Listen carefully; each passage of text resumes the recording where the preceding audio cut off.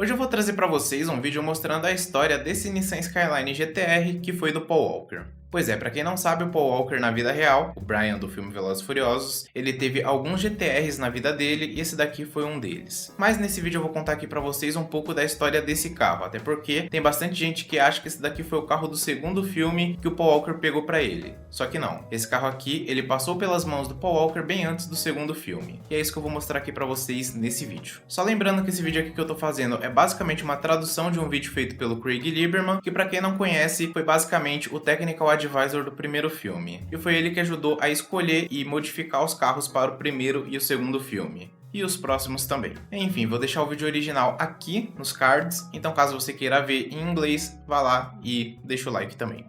Pois é, um fato é que o Paul Walker era de fato um entusiasta de carros. Ele tinha uma bela coleção tanto com carros europeus, italianos, muscle cars. Inclusive um fato curioso que talvez vocês não saibam é que antes do primeiro filme, o Paul Walker ele era um fã de muscle cars, até mais do que de JDMs. Na verdade ele nem conhecia muito esses carros, então ele acabou sendo apresentado a ele justamente no primeiro filme e depois disso ele começou a gostar bastante. Uma prova disso é que antes do primeiro filme, para ir para o estúdio para escolherem os carros, ele foi justamente com um Chevy 2 de 1966, que era justamente o carro que ele estava usando quando ele conheceu o Craig Lieberman, que era esse Technical Advisor do filme. Mas voltando a falar de sua coleção, ele tinha também um tipo específico de carros que ele gostava bastante, e é por causa disso que nós estamos fazendo esse vídeo, que no caso são os JDMs. Mais especificamente, ele gostava bastante de Skyline, tanto no filme quanto na vida real, e na vida real ele teve alguns, tanto R32 como 34 e 35. Só que nesse vídeo nós vamos dar um foco maior nesse R34 especificamente, porque ele foi o que mais chamou a atenção recentemente. Inclusive o pessoal fica bem confuso com esse carro porque ele parece bastante o do segundo filme, só que novamente, como eu falei no início, esse carro aqui passou pelas mãos do Paul Walker bem antes do segundo filme. Então vamos adentrar na história dele agora.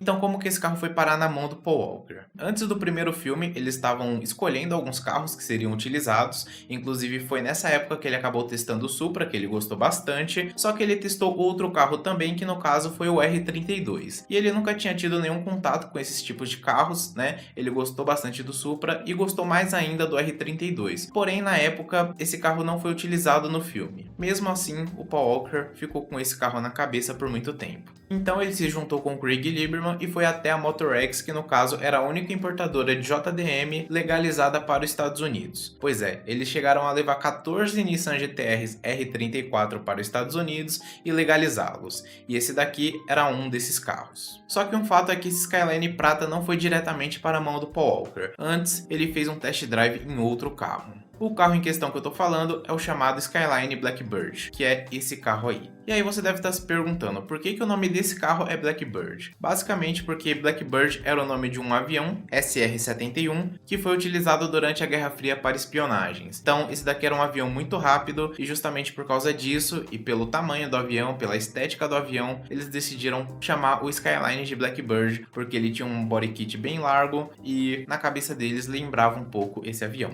tanto pela rapidez quanto pela aparência. Como vocês já devem saber se você assistiu esse vídeo aqui, esse carro foi de fato utilizado no segundo filme. Ele passou por algumas alterações, né? Antes, esse carro ele foi do Craig Lieberman, depois o Craig Lieberman fez algumas alterações na estética do carro e depois ele foi emprestado para o segundo filme. Mas tudo isso que eu tô falando aqui para vocês foi depois do primeiro filme e antes do segundo filme. Então, quando eles já decidiram utilizar esse carro no segundo filme, o carro já era do Craig Lieberman. Muita gente acaba confundindo, achando que esse carro aqui foi de fato um carro do Paul Walker, mas não. O Paul Walker ficou com ele por algum tempo, né? Ele estava procurando um R34 GTR, ele encontrou esse carro, ele fez o test drive, ficou por alguns meses com esse carro fazendo o test drive, mas por algum motivo desconhecido ele decidiu não ficar com o carro. Então ele devolveu esse carro para Motorex, que posteriormente vendeu para o Craig Lieberman, e o Paul Walker pegou outro modelo mais novo, que é esse Skyline que vocês estão vendo na tela agora, que também era um GTR na cor Sonic Silver, e ele era do ano de 1999 V-Spec, ou também conhecido como prata. Esse daqui sim é o carro do vídeo que eu tô falando pra vocês. Ele é prata, só que nesse momento ele ainda não estava com um body kit igual do Blackbird. Meu inglês tá ruim.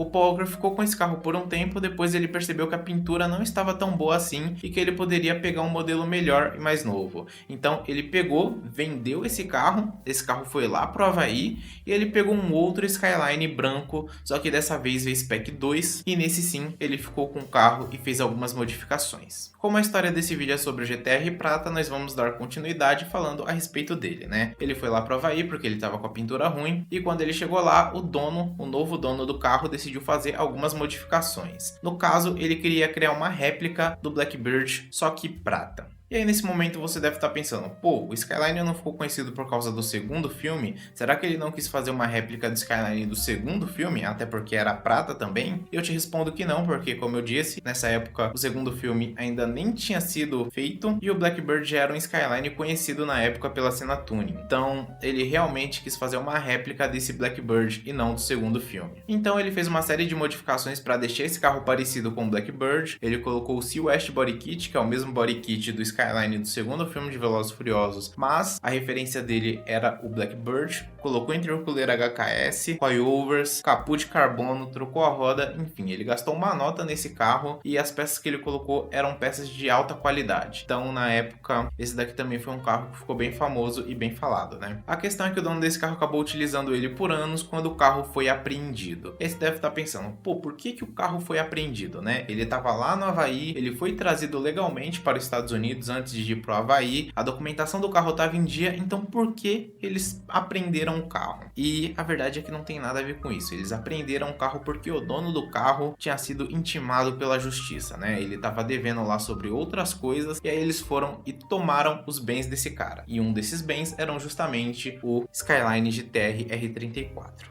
Ele gastou uma nota para montar esse carro, porém ele não pagou outras coisas que fez a justiça ir lá e pegar o carro dele. Esse cara deve ter ficado muito puto.